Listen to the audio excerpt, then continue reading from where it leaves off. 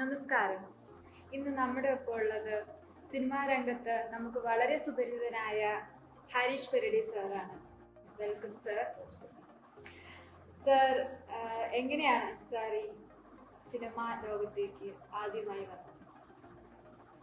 ഞാൻ സിനിമയിൽ വരുന്നതിന് മുമ്പ് സജീവമായിട്ട് നാടകത്തിലായിരുന്നു, തിയേറ്ററിലായിരുന്നു. ജയപ്രകാശ് കുളൂർ എന്ന് പറഞ്ഞ സാറിൻ്റെ കീഴിൽ ഗുരുകുലമായിട്ടായിരുന്നു നാടകം രചിക്കുന്നത്. അപ്പം അത്തരം നാടകങ്ങളുമായിട്ട് ഇന്ത്യക്കകത്തും പുറത്തൊക്കെ ആയിട്ട് നാടകവുമായിട്ട് സഞ്ചരിച്ചിരുന്ന ഒരു ജീവിതമായിരുന്നു. അതിനിടയിലാണ് അവിചാരിതമായിട്ടൊരു സിനിമ സിബിമലയിൽ TRS ടീമിൻ്റെ 1000 രൂപ കലാഭവൻ മണിയുടെ നായകൻ 2000-ലായിരുന്നു. അതിലൊരു ചെറിയ കഥാപാത്രത്തിന് അവരിങ്ങനെ വിളിച്ച സമയത്ത് അതിലേക്ക് എത്തിപ്പെടുകയുണ്ടായിരുന്നു. പിന്നീട് ഇങ്ങനെ സീരിയലുകളിൽ സജീവമായി തുടർന്ന് വീണ്ടും സിനിമയിൽ പോയിട്ടാണ്.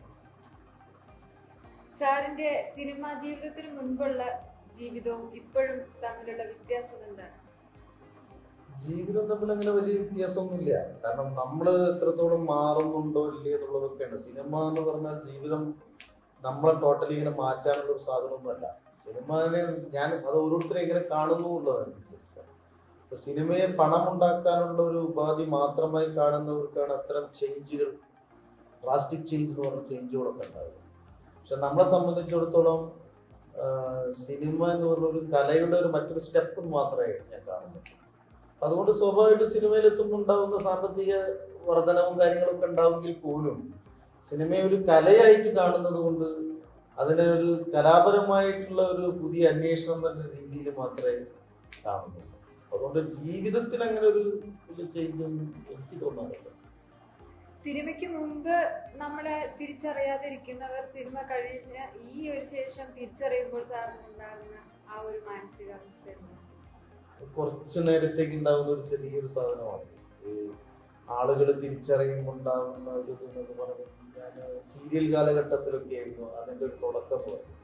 പുറത്തൊക്കെ ഇപ്പൊ നാടകം അവതരിപ്പിച്ചുകൊണ്ടിരിക്കുന്ന സമയത്ത് നാടകം കഴിഞ്ഞ് പുറത്തേക്ക് ഇറങ്ങുമ്പോൾ അവിടെ ഇരിക്കുന്ന പിന്നിലിരിക്കുന്ന ആളുകൾ ചിലപ്പോൾ നമ്മളെ തിരിച്ചറിഞ്ഞുകൊണ്ടിരിക്കും. പക്ഷെ അതുപോലെയല്ലല്ലോ TV സീരിയലിലൊക്കെ എത്തിപ്പെടുമ്പോൾ നിറയെ ആളുകൾ കാണുന്നതാണ്. അപ്പോൾ സ്വാഭാവികമായിട്ടും പെട്ടെന്നുണ്ടാകുന്ന തിരിച്ചറിവുണ്ട്. ആ സമയത്ത് തന്നെ പിന്നെ സിനിമയിലൊക്കെ സജീവമാകുമ്പോഴത്തേക്ക് അതിന്റെ കുളിരൊക്കെ കഴിഞ്ഞു. അതായത് അത് കുറച്ചു കാലം മാത്രം നിൽക്കുന്ന ഒരു സാധനം മാത്രമല്ല, അതിനൊന്നും വലിയ കാര്യമൊന്നുമില്ല.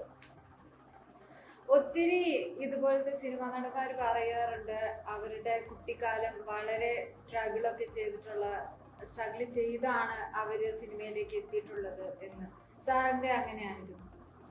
സിനിമയിലേക്ക് എത്തിപ്പെടാൻ വേണ്ടി പ്രത്യേകിച്ച് സ്ട്രഗിളൊന്നും ഞാൻ നടത്തിയിട്ടില്ല. എന്നെ സംബന്ധിച്ചിടത്തോളം ഞങ്ങൾ നാടകം ഞാൻ നേരത്തെ പറഞ്ഞില്ലേ, ഗുരുകുലമായിട്ട് പഠിച്ച് അഭിനയം പഠിച്ച് അഭിനയത്തിന്റെ ഗ്രാമർ പഠിച്ച് എങ്ങനെയാണ് ഒരു നടൻ ഉണ്ടാവേണ്ടതെന്ന് പഠിച്ച് അങ്ങനെ പോകുന്നവരാണ്. അപ്പൊ സ്വാഭാവികമായിട്ടും നമ്മൾ സിനിമയിൽ എത്തിപ്പെടും എന്നുള്ളത് നമ്മളെ സംബന്ധിച്ചോളം ഉറപ്പാണ്.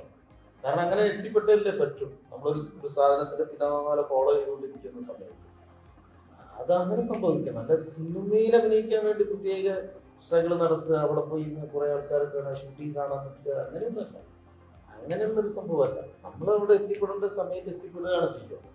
അത് നാടകം തരുന്ന ഫലമാണ്. നാടകത്തിന് വേണ്ടി സമർപ്പിച്ച ഒരു ജീവിതമായിരുന്നു. ആ ജീവിതമാണ് എന്നെ സിനിമയിലേക്ക് എത്തിക്കുന്നത്. അധ്വാനത്തിലൂടെയാണ് സിനിമയിലേക്ക് വരുന്നത് എന്നാണ്? തീർച്ചയായിട്ടും നാടകത്തിന് വേണ്ടി സമർപ്പിച്ച ഒരു ജീവിതം എന്ന് പറഞ്ഞാൽ അഭിനയത്തിന് വേണ്ടി സമർപ്പിച്ച ഒരു ജീവിതമായിരുന്നു. അതിന്റെ തുടർച്ച എന്നുള്ള നിലയ്ക്ക് തന്നെയാണ് സിനിമ.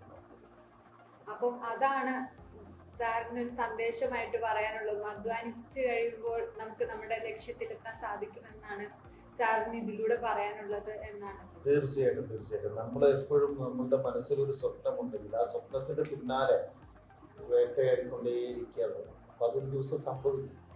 അത് ഇപ്പം സിനിമ നടനാവുക എന്നുള്ള അർത്ഥത്തിൽ മാത്രമല്ല, ഏറ്റവും നന്നായിട്ട് എങ്ങനെ നല്ലൊരു നടനാവാം, എങ്ങനെ നന്നായിട്ട് അഭിനയിക്കാം, അതിൻ്റെ പ്രാഥമികമായ കാര്യങ്ങളൊക്കെ എങ്ങനെ പഠിച്ചെടുക്കാം, ഇത്തരം കാര്യങ്ങളൊക്കെയാണ് വേണ്ടത്. അല്ലാതെ വെറുതെ നമ്മളിങ്ങനെ സിനിമാ നടനാവണമെന്നൊരു സ്വപ്നം കണ്ടിങ്ങനെ കിടന്നാലാവുന്നുണ്ട്. അതായത് അധ്വാനിക്കുന്നതാണ്, അപ്പോഴേതാവും. വളരെ നന്ദി സർ, ഇത്രയും നേരം ഞങ്ങളുടെ കൂടെ ഇതിന് വേണ്ടി സമയം സമർപ്പിച്ചതിന് വളരെ നന്ദി. Thank you. Thank you so much.